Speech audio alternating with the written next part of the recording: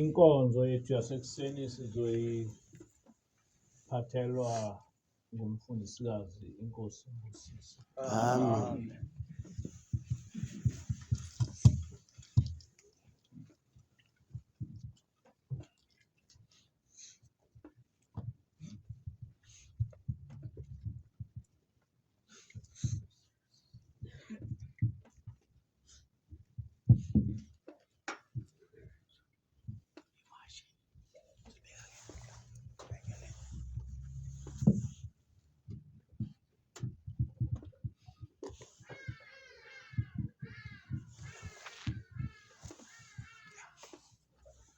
Ngiyababingelela abangcwele. Ngicela ukumukela le nkonzo ngesihlabelelo sikhulu nami. Ukhozi olunamaphilo phakamisa impilo lami ngilofuzi olunamaphilo phakamisa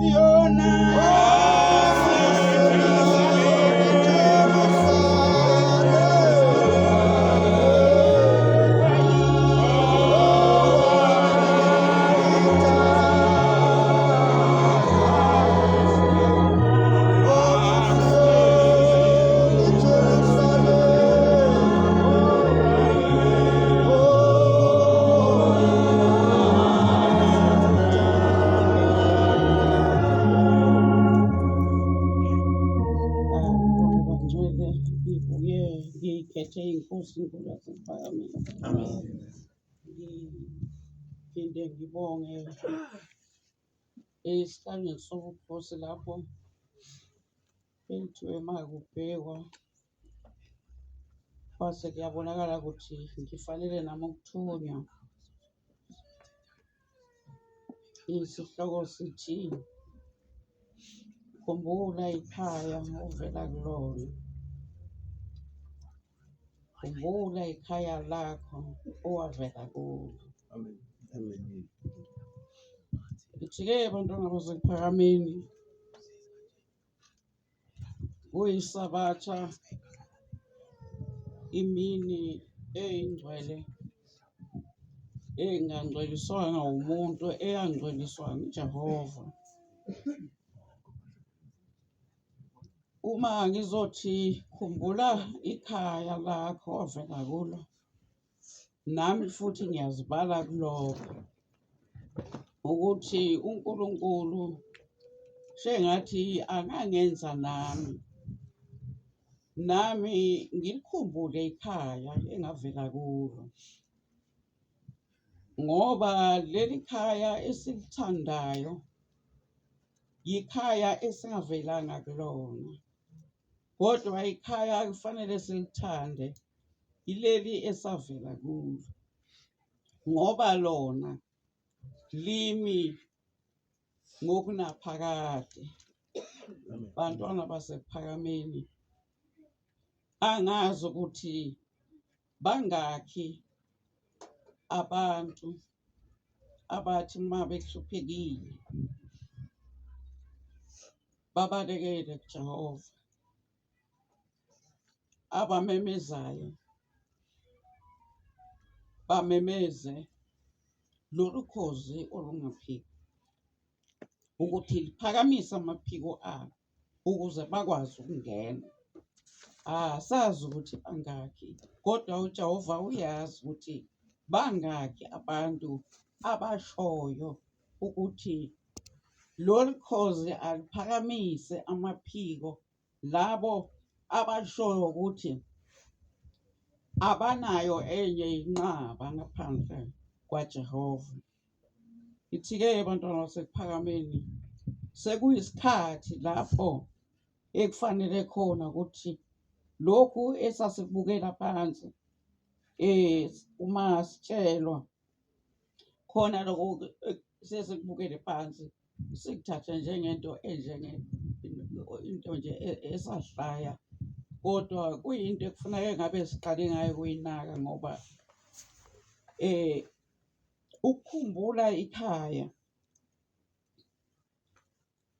kukwenza ukuthi unake ngisho izinyawo zakho ukuthi zinyathela kuphi, ngoba ukhumbula ikhaya owavela kulo. Uma kube uNkulunkulu angasenza ukuthi omubi anqotshwe, kodwa sonke sithande ikhaya esavela kulo kunaleli esivakashe kulo. Ngithi-ke bantwana basePhakameni, umhlangano kaJulayi kunalamazwi ingilosi yasitshela wona ukuthi uma kuvulwa umhlangano, noma-ke ngingabanga ngisakwazi ngenxa yokuthi bengiphazanyiswe umkhuhlane, kodwa ingilosi yakusho lokho ukuthi nanxa iy'ncwadi zimbalwa, kodwa yakhetha lena incwadi ekufanele ukuthi uma kuvulwa umhlangano bese sikhuluma ngaye uJehova, sikhuluma ngale ncwadi. Bantwana basePhakameni,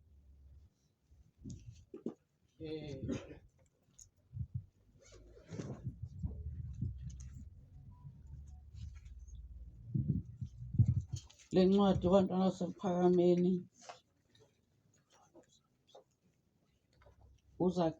uZakhariya wesithathu evesini yokuqala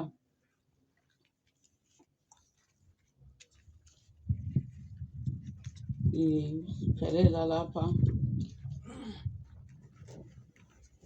siphelela ku-8.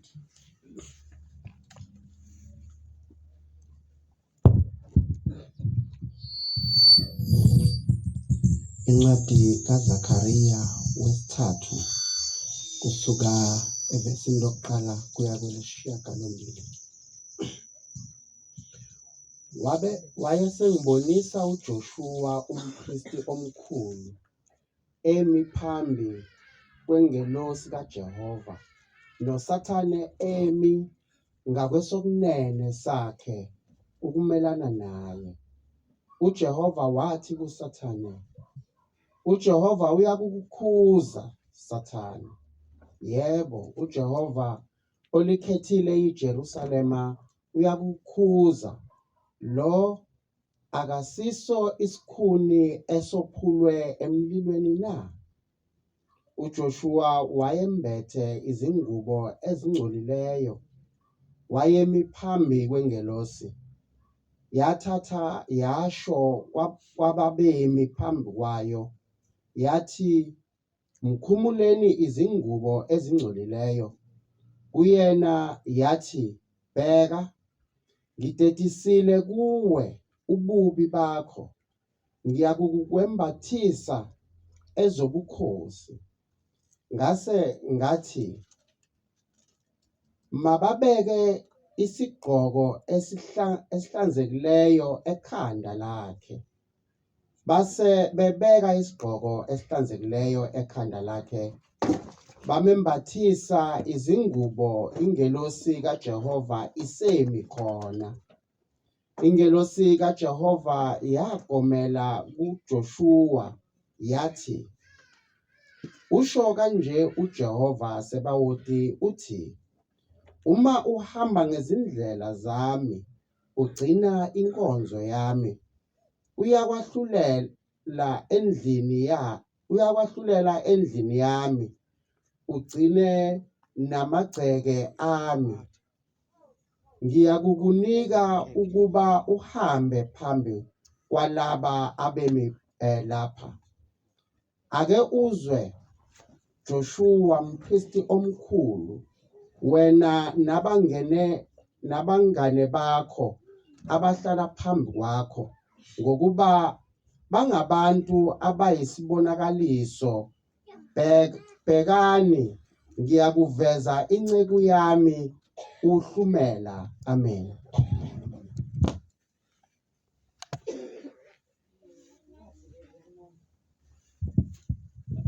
Isikhumbuzo sokuthi ngelinye ilanga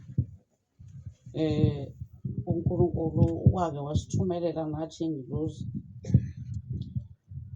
Wathi uma uNkulunkulu sebona ukuthi umlilo uyacisha, wase uyakhumbula ukuthi lapha phezulu ethala noma enqolobaneni yakhe uyazi ukuthi kukhona ekubekela zona iy'khathi ey'fana nalezi. Wakhipha ingelosi ukuba ize izovuselela umthetho kaNkulunkulu. uJehova wayinika amandla ukuthi ikwazi ukuba imgcobe okhethiweyo, imgcobe ukuthi akwazi ukuthi asebenze ngokusemthethweni umsebenzi kaNkulunkulu, ngokuba sonke siyazi ukuthi lo mlilo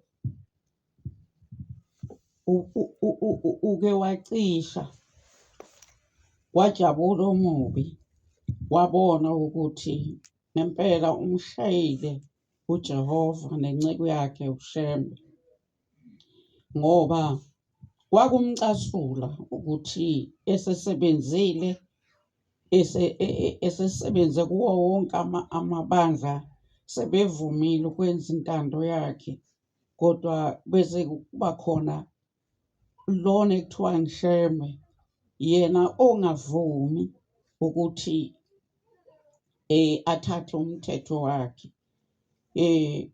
Usathana wabona uShembe ezombangisa endaweni yakhe futhi akakufihlanga lokho. Yikho kwathi uma kuya abantu kuJehova naye wase eyibona ebalulekile ukuthi akabe khona naye phambi kwaJehova. Kodwa noma ufunda uyabona ukuthi sasingekho isidingo sakhe, kodwa ngenxa yokuthi uhlala njalo eqalaza efuna ukuthi kube khona abantu abadumisa uJehova abazamlahla bese belandela yena.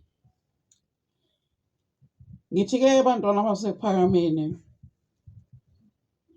uma ngabe umuntu ethunyiwe uyazi ukuthi omthumile wathini kuye. Uyazi ukuthi wameluleka wathini. Akakwazi ukwenza intando yakhe ngoba zikhona izibopho ezimbophileyo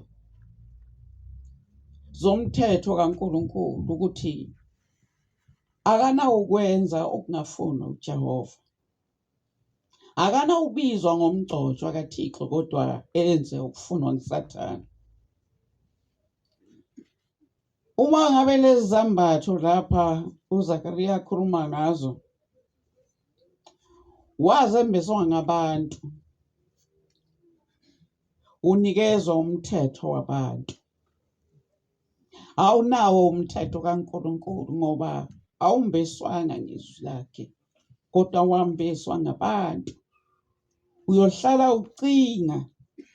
ucinga into ezawujabulisa abantu ngoba uyazi ukuthi wabekwa yibo. Kodwa futhi uma umuntu ebekwe nguNkulunkulu uhlala njalo ecinga into ezawuthi uma uNkulunkulu eyibuka ajabule ngoba uyazi ukuthi wabekwa nguNkulunkulu. Uyakwazi kungafanele ukuthi akwenze. Bonke abantu abagcotshiwe babekelwe umngcele bantwana basePhakameni. Ukhona lo okubizwa ngokuthi umngcele okwazi ukuthi mangapha angikwazi ukuya ngapha, uma ngingapha ngingapha.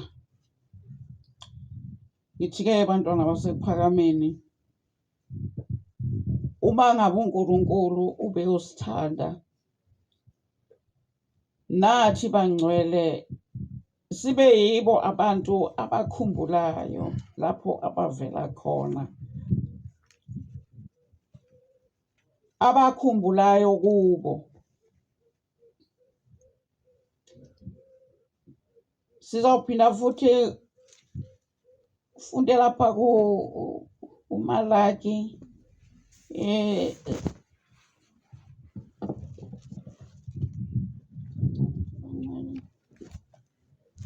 owesibili verse 7 ngicela ukuthi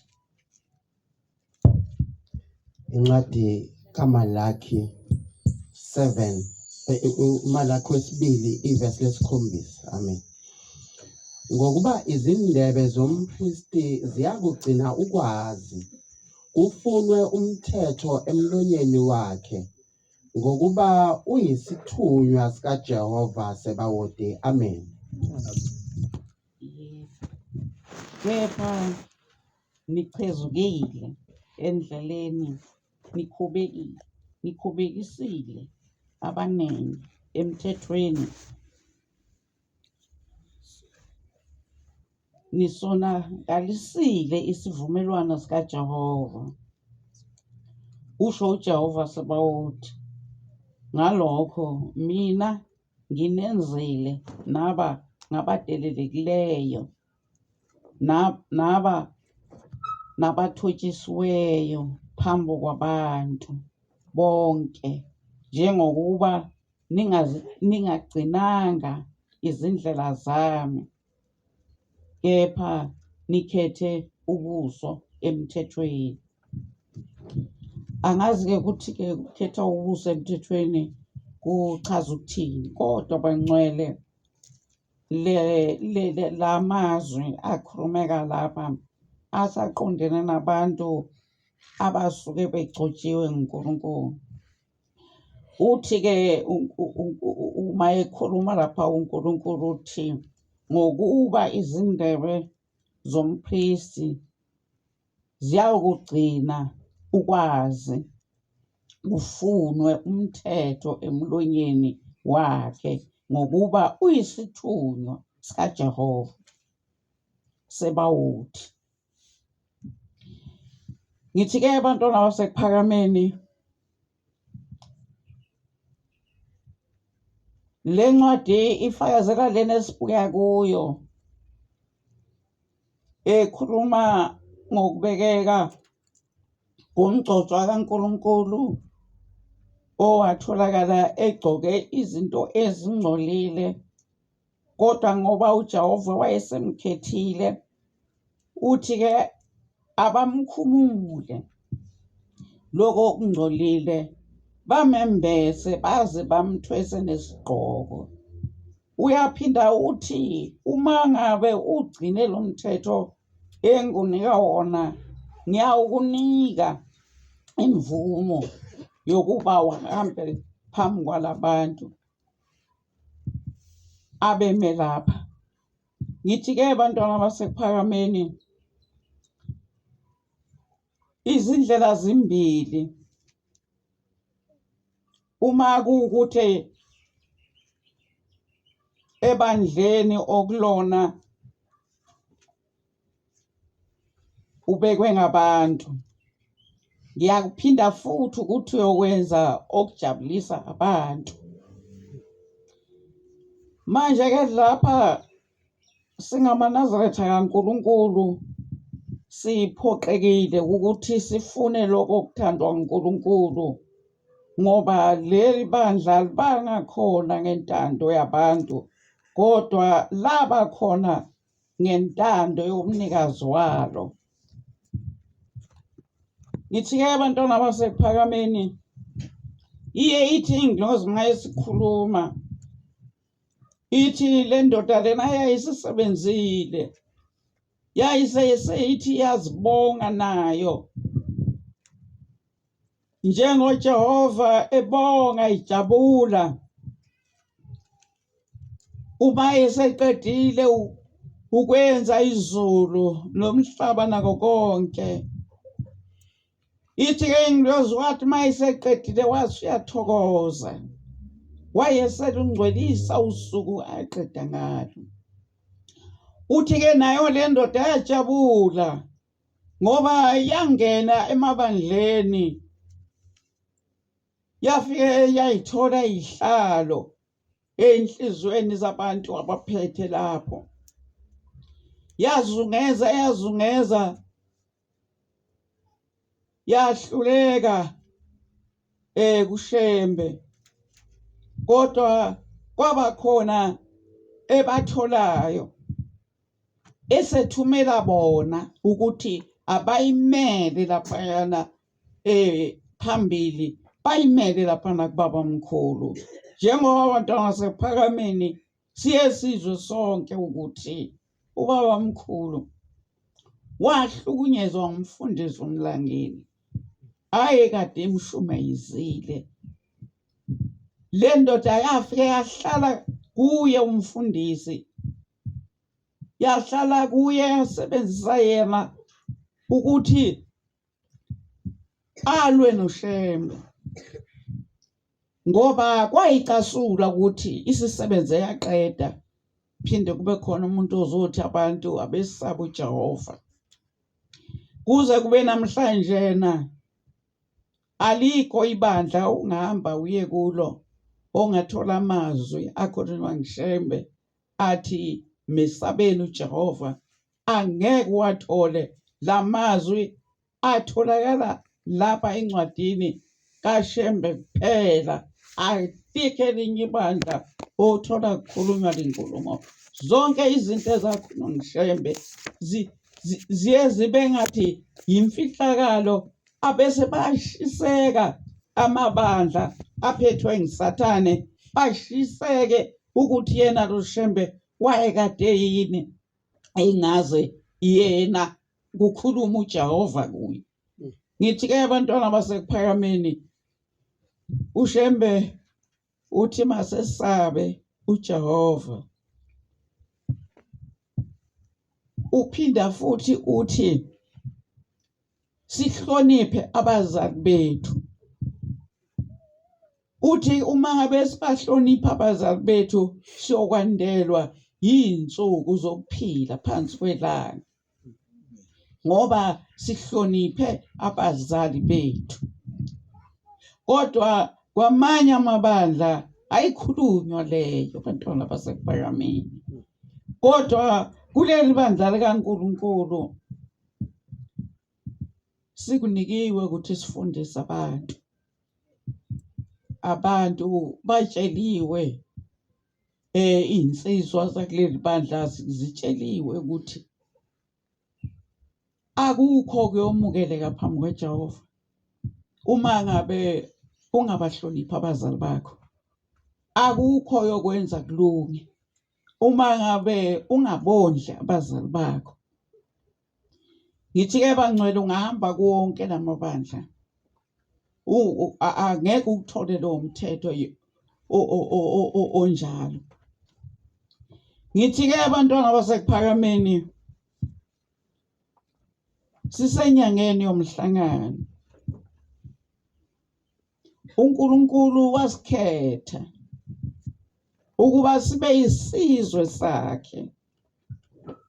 Wayesesikhethela futhi izinyanga zokuba lezo nyanga kungaba yize zethu kodwa kube izinyanga zokukhumbula yena, zokuthi yena abe nomhlangano nathi. Uma ngabe ke nomhlangano nathi usuke ezobona ukuba kusukela ngaleso sikhathi esasisho ngaso ukuthi ngiyayikhetha inkosi yasekuphakameni yikuphi okwenzile. Umhloniphe wagcinaphi umzali wakho? Umhloniphe wagcinaphi uNkulunkulu wakho? Ngithi ke abantwana basekuphakameni asifihlelwa lutho, awakhulunywa amanga kuleli bandla, akushiwo kuleli bandla ukuthi uma ungena kulo ngeke wedlule emhlabeni, ngoba umnikazi walo usenqabele ukuthi sikhulise ngamanga. Yiko izimangaliso ezenziwa uJehova kithi asivamile ukuphakamisa zona kakhulu, ngoba sibalekela ukuthi angahle omubi abese uyalinqaka lelivangeli, alinqake ngazo lezi imangaliso, abese naye uzokwenza ezakhe ezizophelela endleleni esingaba sabona ukuthi akusesiyena uJehova. Angeke sithule bantwana basekuphakameni, sikhethiwe ezulwini ukuthi sikhulume amaqiniso. Wonke umuntu uma ngabe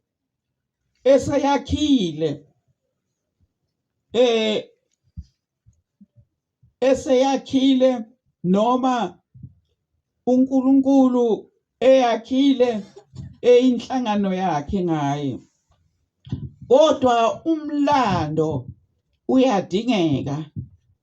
Namuhla uma ubheka enhlanganweni enkulu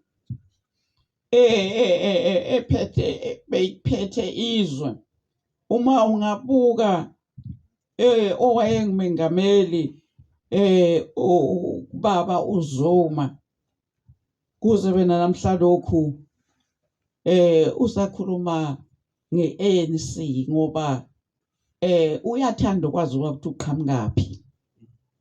Ukhalo olude ulihambe ekuleya nhlangano, kodwa uthe uhamba kwesikhathi wasuyabona ukuthi le nhlangano iyakhula ngamandla, kodwa umthetho nezimiso zakhona kuyashabalala. Wase uyabona ukuthi kuze kufezeke amaphupho esaba nawo uma siyongena ejele siyoboshwa, saba namaphupho ukuthi masiphuma sizokwenzani. Sasifisa ukuthi sikhululeke ngokwempela, sikhululeke ngomnotho uphathwe yithi, sikhululeke ngako konke.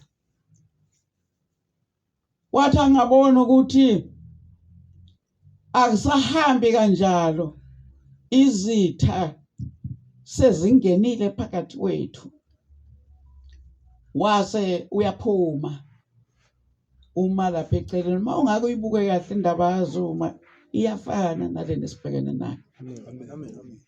Nathi isikhathi esiningi sisichithe sinamaNazaretha, sisichithe sihamba sithi sisahamba ngendlela eyiyo. Kodwa abantwana basePhakameni, kwakuthi naloyo obonayo athula abheke phansi, ngoba mhla uSathane engena wangena ngegama lokuthi bheka oweza ngakho. Leli gama alifuneki lisebenze umuntu ogcotshiwe. Umuntu ogcotshiwe usuke ethenjiwe uNkulunkulu ukuthi uzayiphikisa intando kaSathane, ayiphikise mina, ayiphikise ebusuku, ayiphikise ngisho esephethe ukufa ngezandla, ayiphikise athi nje cha, awuzukwazi ukwenza into oyithandayo, ngibekwe nguNkulunkulu la, uthi akakufuni lokho. Manje uma bagcotshwa babekiwe phambi kwabantu, kodwa bese bebuswa indaba yokuthi maye khuluma kube khona uthi hayi la ePhakameni uye ubheke into oweza ngayo. Akusithi nasonke eseza ngoba sihluphekile lapha. Kukhona abantu abeza bengahluphekile kodwa bazofuna uNkulunkulu ngoba kwase kusele yena yedwa abangenayo. Kuhlungu kabi ukuthi uzofuna uNkulunkulu, qubuka indoda yithi bheka oweza ngako la. Ukuze ngaye lo uNkulunkulu uyabuza ukuthi pho manje lona owenza into enjena yini ningamkhuza, ngoba phela usuke ukhuluma nabantu abanegunya lokuthi bamkhuze lo muntu owenzile. Kodwa uma ethi umcoco ayitshela wena olapha kude naye athi lapha ubukhumbula oweza ngako. Ube siyazibuza ukuthi lo mgcotshwa othi angikhumbule ngeza ngako, ekubeni engeza ngako kuyiko lokhu engikubuza kuye, ngimcela kona ukuthi akayikhuze lento. Uyikuphi lokhu athi ngikhumbula into engeza ngayo? Kungakhi kanti okukhona ebandleni? Ungakhi kanti? Ngithi-ke abantwana basePhakameni, ngeke sithule, ngeke futhi size singakhulumi ukuthi sisuka kuphi. Wathi uSathane maye sefika, bantwana basePhakameni, ngenye imini ngathi ngiyazihambela ngithi ngiyofuna izinto ezithile zemvunulo. Uma ngithi ngiyahamba kwaqhamuka umfana phusha ibhara egcwele phezulu utshwala, gcwele yonke inhlobo yotshwala. Udlula phambi kwabafundisi. Ngahamba ngaya kubo abafundisi ngathi, bafundisi, nathula ingane ingena notshwala emzini kaNkulunkulu. Base basho lona legama engilishoyo, bathi hayi mntanami, la ubheka nje oweza ngako. Akungenelanga lokho. Ngazigijimela mina, ngaziyela kumfana. Ngase ngiyambuza ukuthi uyaphi notshwala, angibange ngisasho ukuthi aphuza, ngathi uyaphi notshwala, uyaphi nabo ubaba engabuphuzi. ngoba wakuseyinkosi uthini ngathi uyaphi notshwala ubaba engaphuza yathi ingane ngithunyiwe ngathi uthunywe ngibani yabuka le ngathi uthunywe ngabafundisi wathi cha ngithunyiwe yagcina ingane ithi hayi ngithunywe ngibhuti ubhuti ke ngilona uNkulunkulu namhlanje bathi ke abafundisi sithulela lokho ke ngoba asikwazi usho lutho ngithi abantwana basePhakameni bese ngiya lapha ekuthiwa khona abantwana bakwaShembe ababalelwa isono mina engisakukhumbula ngahamba ngayokucelela intethelelo ngoba abantwana bakaShembe bebenza yonke into abayithandayo uthi uyababaza kuthiwe hayi uyathula nje awusho ukuthi impela ngoba laba phela izulu ngelabo bese nami ngiyathula ngigcotshiwe ngangikwamukela ukuthunywa ingane zingithoma ukuthi ngiphula umthetho mayethi ngikufuna nje le inkosazana leyana ngifuna ukuthi ngikhulume nayo hawu usize emkokeli ngithi ngokutshela abakokeli wakathathe ababalelwa nje isona njengoba nje kuthuba uzoba necala uma ungakwenzi ngempela ke ngangisokuma ngiyibiza ingane zabantu ngisho ukuthi kuthiwe zime kuphi kodwa igunya ngilikezwe ngumgcotshwa omdala ongaphezulu nakwamama wami omdala ngisho nangokugcotshwa omdala nguye ongibisela phansi othi manje laba abanaso isono izulu ngelabo Njoba ngisho nje manxele ngithi basazomiswa abantwana basePhakameni amaNazaretha lawo analelo gama alindekile phambili asazoduva emathuneni asazonqandwa le phambili ngoba akukho lapho ubaba mkhulu abhale khona kodwa ukuhlakanipha nomqondo konke kubuye ngoba uNkulunkulu esesithumelela ingilozi uthe mayethuma ingilozi yathi mayisibuza ukuthi nize nithi laba bantu laba izulu ngelabo uma lingelabo basuke bezofunana ethempelini ngoba ithempele ngelabantu abazokhonza uNkulunkulu abantu abazolungisa indlela yabo nabazoyicelela nje intethelelo nabazoyicelela ibusiso basuke befunane ethempelini aqala lapho ukuvuleka amehlo yathi ingilozi nize nithi abanawubalelwa njena uShembe ngoba wanibhalela incwadi kuphi lapha abhala khona ukuthi bona abanalo icala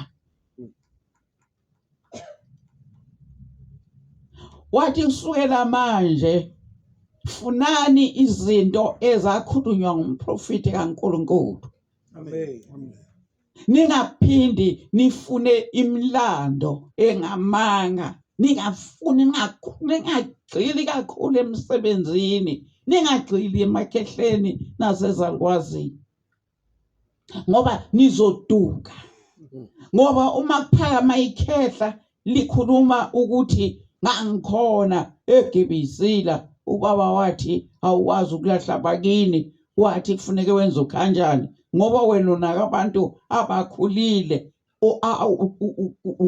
uzogijima bese wenza ukhanjana lolo wenze utshwala wasikhipha wathi bukani umbhalo wakhe awubhala yena eningema ngisho enkantolo nisho ukuthi yena wathi kithi amen ngoba yonke inhlangano uma umuntu akha inhlangano uyakha bese kuba khona isisekelo ayisekela ngayo ekuthiwa umthetho sisekelo loyo mthetho sisekelo uyafuneka nomaphi ukuphatheka nemiyalo konke nokugcina umthetho kutholakala lapho ukuthi owasungula lenhlangano wathi kuyohanjwa kanjani bese kubukwa kumthetho sisekelo sabiselwe emumva ke kwathiwa asiyobuka ukuthi umthetho sisekelo walibandla uthini sathola ukuthi usilahla ngecala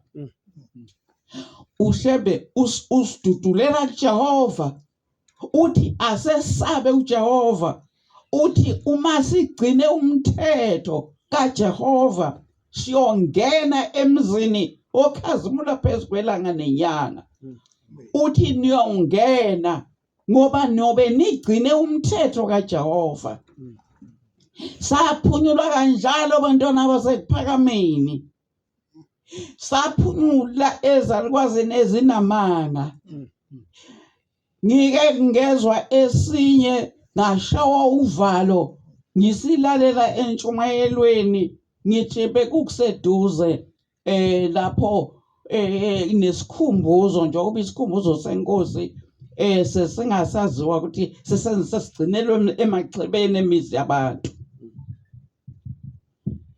sithi ke isalukazi ubaba mkhulu wakhuluma ngaloNkulunkulu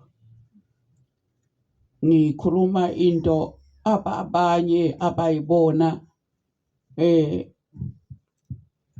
bakwazi ukuthi bayisave mhlambe ngelilanga noyibona uthi ubaba mkhulu wakhuluma uthi ngambona lo nkulunkulu ngambona emaphakadeni ngiseyingane uthi ngangikhona mina ngekhathi zikababa mkhulu angazi ukuthi wayenomnyaka omngaki ukuthi baba mkhulu wakhuluma ngalo nkulunkulu wanamuhla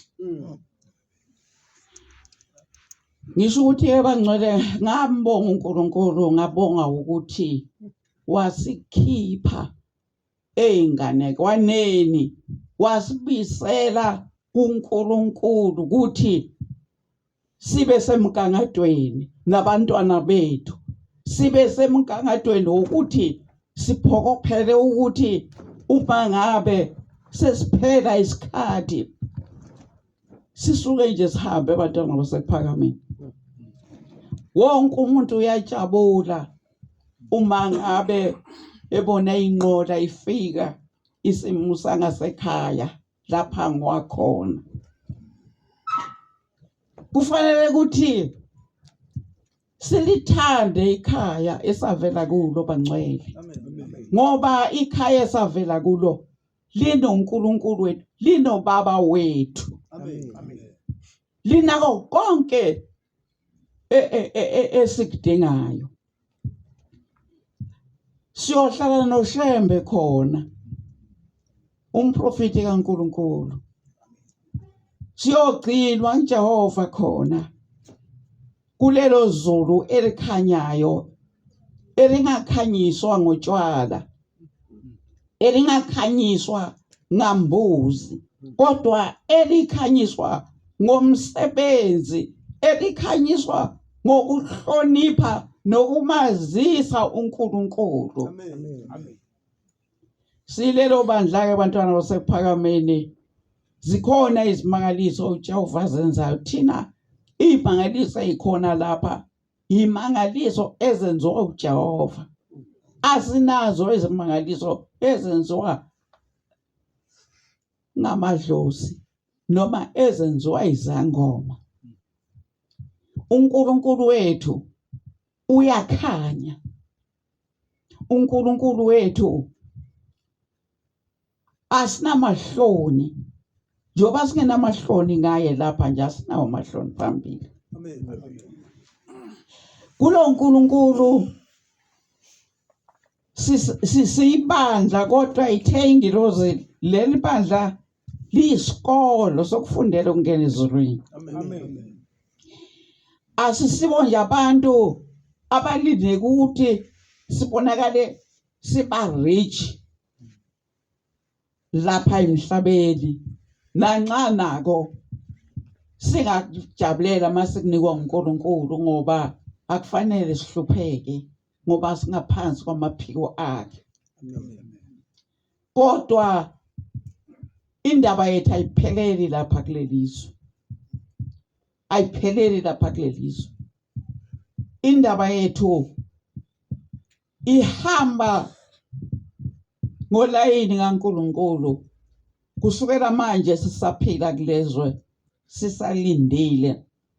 Wonke umuntu ngiyakuphindelela lapho ukuthi uma ngabe bovakashile, uma sekufika inqola usovalelisa lapho uvakashe khona, wazi ukuthi usuya kini, uya kwenu, uyujabule mawusubona le moto ekulandile ngoba usubuyela kini. Amen. Ngithi ke abantwana basePhakameni, ngiyambonga uNkulunkulu ukuthi wasibona siseza ukwazi ukucontroleka, wababona abantu angabadingi wabasusa phakathi kwethu. Amen. Wababona abantu abazokona lento wabachitha ngengalo namandla, kodwa wase ethatha ngamunye lapha nalaphayana ukuba kwakhiwe indlu kaJehova. Uzabile uSathane kuyidiliza, wazama wayishisa, kodwa kazange azaluqede uthando, azange akwazi ukuthi ashabalalise umyalo kaNkulunkulu nezimfuno zakhe. Bantwana basePhakameni, wahluleka ukuqeda ngoba ithi iNkosi ilanga uyothatha imfundisweni zikaBaba, njengoba manje bafuna ukuthi leli vangeli mabafuna ukulichitha, bafuna ukulichitha ngeNkosi ilanga. Nokungebani nje kusuka kuphakama ebandleni kuthi ngangikona mina iNkosi ilanga ithi, noma ngubani nje ufuna ukuchitha lebandla, ufuna ukuchitha ngoBaba ilanga. Into oyibonayo nawe owawungekho ngaleso sikhathi ukuthi ayikwazi ukusho yiloya muntu engimbona laphayana, loya muntu okhazimulayo, lo muntu okhuluma ngoNkulunkulu uzukhale, akakusiye yena, kodwa kwasese kuyile ndoda. Bonke abantu abaphethwe yile ndoda abavumi ukuthi baphethwe yiyo, bathi baphethwe ngishembe. Namhla banjani? Siyabusa abantwana, namhla banjani? Sekusele nje ukuthi babe nomsila kuphela nezimpondo, kodwa bona sebayigcinile imithetho yakhe. Ufike wathi akube khona onqangile, baba khona. Kodwa uShembe wathi wabavikela ngamakhosi anamandla. Namhlanje akukho makhosi anamandla. Namuhla namakhosi awasho lutho ukuchitheka umthetho kaNkulunkulu phambi kwawo. Awasho lutho namakhosi, ubaba mkhulu akusafuneka ikhulunywe ngaye, kodwa namakhosi uShembe asithembisa wona ethi manje uJehova uyosivikela ngamakhosi anamandla. Awasena wamandla amakhosi okubavikela abantu abamele uNkulunkulu, amakhosi asavikela umuntu ohamba noSathane. Ngeke sithule, asize sathula. Kufanele abantu bazi, nabantwana bethu bazi ukuthi sibuya kuphi, nabantwana bakwaIsrayeli basho ukuthi baphume eGibhithe. Asikwazi ke ukuthi nathi singachazi ukuthi sibuya khona nathi ekwelinye iGibhithe belila, ngoba besingaboni ukuthi siboshiwe, besithi sikhululekile. Sathane wayibona into enhle ukuthi uShembe wenze imgidi, bahamba bahlebela ngoba khona lapho iNkosi ilanga yithi nibovama ukusina, ngoba akakwazi ukusina. Mayethu uyasina uyayigxoba umsila. Wathi kodwa ukushumayela uyakwazi, nokuhlabelela uyakwazi. Wathi ngaloko-ke nibovama ukuthi nikuthande ukusina ngoba sekuyiyo yodwa into angakwazi ukuyenza. Ngeke bantwana basePhakameni ukholwe ukuthi sake salalela saze sanweba izindlebe zithi nje sifuna iluleke sijabulela umuntu othi wayefile sithi uzositshela ukuthi wabona uShembe sijabula sithi uzositshela ubaba mkhulu wambona wayibona inkosi lana wayibona inyanga yezulu wathi lo muntu fukele akasho ukuthi yena uboshiwe uthi wafika abantu beboshiwe lephambili baboshelwe ukuthi abaganwanga isithembu baboshelwe ukuthi bebangabenzi utshwala bebangahlabi kukhona lapha ethi lo owayebahlulela ukuthi babehlulelwa isilo uShaka uthi wayebeka ikhamba lamasi lapha phambi kwakhe waba umuntu ke loyo oyigugu ebuhleni kuthiwa uyena nguye wayevunyelwa ukuthi akhulume wafika uSathane wabatshela ukuthi uMakhambo umuntu emhlabeni bangaseyini Makhambe iNazaretha ngoba bathi kwafika isangoma sathi isangoma umfundisi uMadlala uboshiwe lephambili uboshela ukuthi akabakhuzanga kanabantu ukuthi bangashaya imbomo emathuneni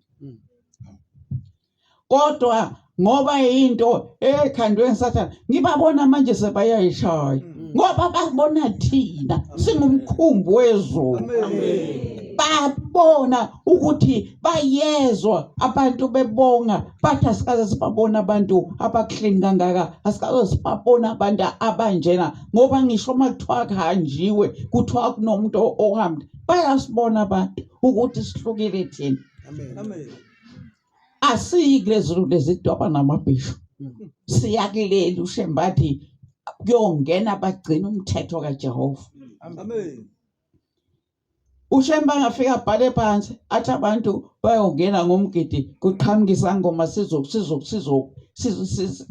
sizohlambalaza umfundisi uMadlala sithi uboshelwe ukuthi kwangafanelishwa kodwa la ihlabeleleni uShemba usho njalo uthi bayolokhuzana bayongena ngomgidi thina ke ngoba sesibiselwe kuShembe asinandaba noma ngathi papa isangoma sathi noma sathi ufike ngephupho engabe wayezofika esangomeni ayihlangene ngani naso umfundisi Madlala angazi ukuthi bawuhlangana kuphi ngithi ke abantwana basePhakameni kuyabagabisela abantu abalindele ukuyongena ezulwini elehlulelwa ngekhamba lamasi umehlulelwa khona odla amasi ngithi ngiyabakhalela futhi ngiyabagabisela ukuthi thina njengoba silapha thina uthena uShembe siyophelela kuJehova esihlabeleni sika 119 uthi siyophelela kuJehova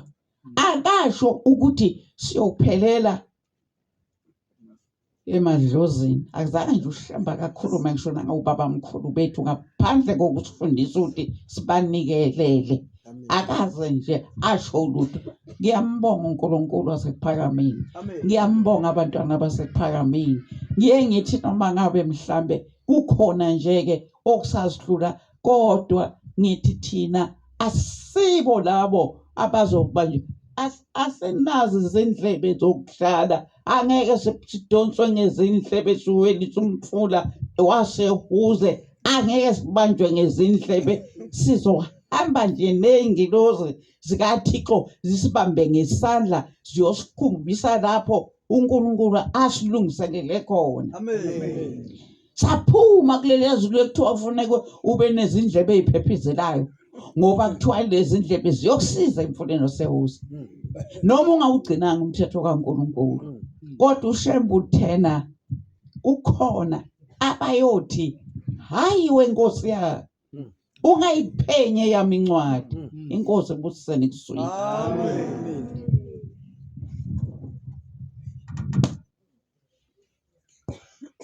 siyabonga amazwi omfundisikazi inkosi Moses amen inkulu lenkulumo eyakhulunywa ingilosi ukuthi lapha isikole songena ezulwini amen akwazi ukuthi uma ungaba kuleli bandla ngempela